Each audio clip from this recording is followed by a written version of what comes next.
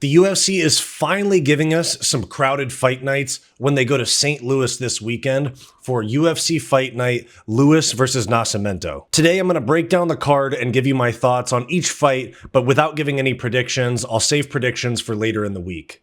Stick around for my thoughts. I'm Wyatt, and this is Fight Society. So we'll start off with the main event, Derrick Lewis versus Rodrigo Nascimento. Honestly, a pointless main event. Derrick Lewis has openly said he doesn't want 5-round fights. He's going to be fighting Nascimento, who is just broken into the rankings. He's 5-1 in the UFC with a no contest and a loss to Chris Daukaus. We saw what Derrick Lewis did to Chris Daukaus, and Chris Daukaus went down to 205 and then got cut. So that shows you his level of wins in the UFC. He's beat people like Don'Tale Mayes, who aren't very good. Not to sound too negative, because I am happy that we're back with crowded fight nights. I know they're doing Louisville in June. They're starting to work towards more and more crowded fight nights. Saudi Arabia is in June as well. And they're doing a Abu Dhabi fight night in August, I believe. So we're actually getting somewhere with getting out of the Apex, which is good news. I'm not a huge fan of this main event. I wish they would have done Joaquin Buckley versus a ranked welterweight as the main event. This is Joaquin Buckley's hometown. It makes a lot more sense, especially with the buildup that Joaquin Buckley gave us. We're asking Dana for a fight on the UFC St. Louis card at the UFC 300 press conference. There's going to be one of two things happens.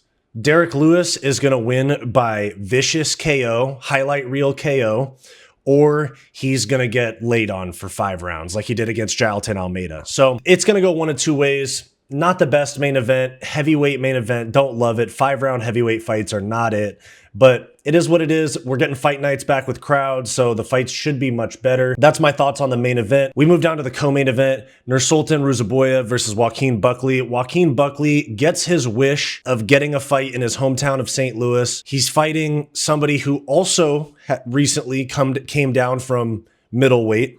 This is actually Nursulton Ruziboev's first welterweight fight in the UFC. I'm not sure about his career, but Joaquin Buckley was a former middleweight that was very small for the weight class. I believe he's 5'9 or 5'10.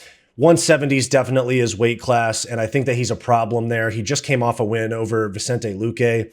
He's fighting a guy that's 6'5 in the welterweight division. Gonna be tough for him to close the distance, especially with Ruziboev's eye-poking guard, as we saw against Cedricus Dumas. But I did a rundown on, I looked through Ruziboev's record, and it's not impressive. He's on a 10-fight win streak with 34 wins. He's had 40, this will be his 45th pro fight, and his record is, it's same with many guys from this region, very, very padded. It's not a good record. If you look at his record, his early fights were against guys who also had next to 0 fights, which is fine. That's early career fighting type stuff. You're 1-1 or 1-0. You fight a guy 0-0, 2-0, stuff like that. If you look up and down his record, he would fight somebody he would get some wins, and then he'd fight somebody reputable, lose, and then go back to fighting people that are 0-2. Like, I'll show you guys. For example, Ruziboev. So he goes 1-2, 2-1, 3-1, 4-1, 5-1, 6-1, 7-1. So he's 7-1. And then he gets up and fights Anvar Chergasov, who's 13-7. And he loses to Anvar Chergasov, who's 13-7, loses. And then so he's 7-2. And he goes and fights a guy 0-2 career record. Lost 2 fights in 4 months and called it a career. Don't even have an age or a height for him. And then, so he bounces back with that win. And then he gets another reputable win. This guy's got 49 fights, 49 fights, 39 wins, and 50 fights. Actually, he had a draw, 39 wins. Wins that fight. And they're like, okay, it's time for Ruziboev to step up again. So he fights a guy with, at the time, 4-0. Loses, finishes his career with an 8-3 record. God, this guy's got a lot of fights. He loses by Kimura submission to a guy with an 8-3 record that was 4-0 at the time. And at this point, Ruziboev is 2-0, 2-1, 1, 2, 3, 4, 5, 7, and 2, 9-2, 9-3. And he fights somebody with 1 career fight. Now, At the time that they fought, he had 1 career fight. So, not to go too deep into this guy's record, because I already did a review of this guy's record, but basically that's his entire career up to this point is beat some very low-level guys, get a win against a somewhat good opponent, lose, and then go back to fighting. I think at one point he had 30 fights, and he was fighting guys that were like 5-4, 4-1. 30 fights fighting guys with 5 pro fights is just atrocious. And then you take he has 1 knockout win. He caught Bruno Ferreira with he caught the calf kick and hit him with an overhand, KO'd him at the apex. And then he beat Cedricus Dumas in Atlantic City, which should have been a no contest. He poked him in the eye. And so now here he is moving down to welterweight against Joaquin Buckley. Joaquin Buckley has fought really tough guys. He just beat Vicente Luque. That 34-8 record that you see right here is very deceptive. I would not put much stock into him. I actually do like the guy. His fighting style is cool. He's big for the weight class, which is fun to see how those type of guys fare in weight classes where they're so big. But Buckley's going to smoke him. Buckley's going to close the distance. He's going to chin him. It's going to be a devastating knockout.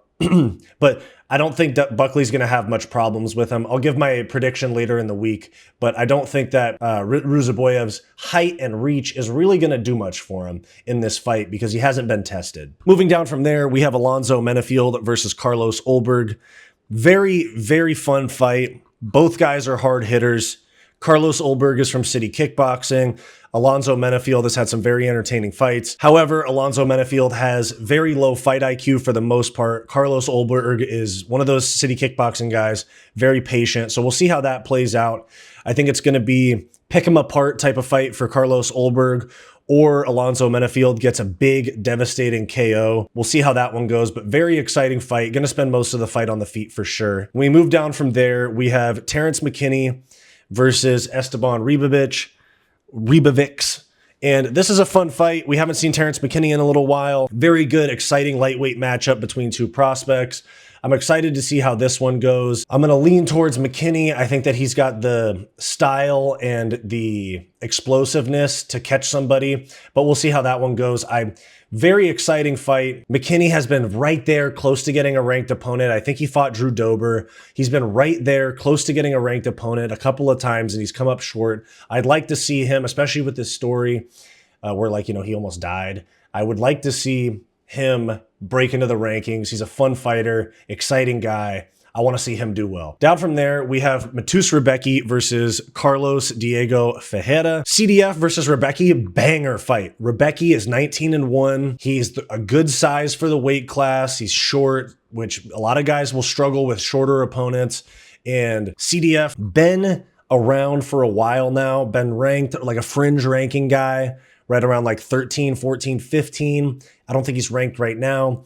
Rebecki has a really good record, so he's obviously looking to break into a ranked fight, not break into the rankings necessarily with a win here. Yeah, this should be a really good fight. I think that Rebecki needs to get his hair fixed, but aside from that, great fighter. I think that we should get a fantastic fight out of this. This is a great card, guys. This is a fantastic card. And, the card could be reorganized. We could see something like Woodson and Caceres be on the main card, but down from there, we have Tabatha Ricci versus Tecia Pennington, formerly Tecia Torres. Established veteran in Tecia Pennington against up-and-comer Tabatha Ricci. She's come up short in her tougher fights. Tecia Pennington, very, very skilled, good boxing, and we should see a good one out of this, but I think I'll save my predictions for later in the week, but great matchup. The winner of this fight will probably get a ranked opponent. Down from there, we have Alex Caceres versus Sean Woodson. Sean Woodson's coming off of a win at UFC 297, where the Canadian Commission tried to give Charles Jourdain the fight. The referee raised his hand. It is what it is, trying to put the fix in on the guy, but I believe that he's also from St. Louis, and he's going to be fighting Alex Caceres, Bruce Leroy. I think that Alex Caceres is a little outmatched in this fight. There are ways for him to win, but Sean Woodson, could have been a big-time boxer. His boxing is very crisp, huge for the division, 6'3" featherweight. Very, very fun matchup. Should be fireworks. I'm leaning towards Sean Woodson on that one, though. Down from there, we have Chase Ben Askren Hooper against Viacheslav Borschchev, Slava Claus. And this is lightweight Chase Hooper. You know, he came into the UFC very young at featherweight. As you get older, you get bigger. It makes more sense that he's cutting less weight as he gets older because he's probably gained some pounds naturally coming into his frame. He's still very young. He's not even close to his prime yet. And this should be a great fight. You have Borschchev, who came off of a war in his last fight. And then you also have a fight of the night, actually. And then you have Jiu-Jitsu ace Chase Hooper. Very good stylistic matchup here. I think that we should have a very fun fight. I'm leaning towards Chase Hooper in that one, though. I'll give my official predictions later in the week. Down from there, we have the karate Olympic medalist, Robelis Despaigne, who beat, I mean, it's John Parisian, but he beat the crap out of John Parisian, beat him in less than a minute at UFC 299. And then we have Salsa Boy, Waldo Cortes-Acosta, who is 11-1, but I think he's honestly terrible. He's had 4 wins in the UFC, I believe, and they're all against aging guys or, you know, just shitty UFC heavyweights. Now he's getting an actual test. He's coming off of a boring fight against Andrei Arlovski. You're fighting Andrei Arlovski, who's got 25 losses in his career, and you're an up-and-coming prospect, 10-1. You should go out there trying to finish. But he went out there and got a trading jabs type of decision with Andrei Arlovski. Terrible showing. Robelis Despaigne is extremely explosive. He's massive. He goes for the kill fast. In 5 fights, I think his entire career has been like less than 8 minutes, his whole pro career. Good matchup, both of them getting a step up in competition. I think that Robelis Despaigne is a harder fight than Andrei Arlovski at this point in his career, even though Arlovski's a former champion. So both of these guys are having step ups in competition because Salsa Boy is definitely better than John Parisian. So that's a better or a tougher matchup for Robelis Despaigne. And Waldo Cortes-Acosta is definitely, is definitely having a tougher fight, trickier fighting Despaigne than he had with Andrei Arlovski, 45-year-old Andrei Arlovski. Moving down from there, prelim fight at welterweight, we have Trey Waters and Billy Goff. Good matchup, 9-2 versus 8-1. Don't really have much to say about this fight. Very fun fight. But one that I'm very excited for moving down the card is flyweight fight, Jake Hadley and Charles Johnson. Jake Hadley, up-and-coming prospect. He stumbled a little bit so far in his career, had a couple of losses. Charles Johnson's had nothing but tough fights so far. Muhammad Makayev, Cody Durden, Jimmy Flick, very good flyweight fighters. I know they're lesser known, but very good fighters. Jake Hadley is a prospect, probably a future star at flyweight if he can string some wins together. Down from there, Jared Gooden against Kevin Jousset, 170. Kevin Jousset, very good fighter, French, fighting out of Australia. Believe he's a city kickboxing guy. This guy is a future star. He's had very tough matchups so far. I'll save my predictions for later in the week, but very good fight. Look for fireworks on that one. Heavy hitter versus a very skilled striker in Kevin Jousset. Super exciting matchup there. Down from there, we have JJ Aldrich against Veronica Hardy. Don't really have much to say about that one. It's a prelim opener between 2 very average female fighters, so not really much to say there.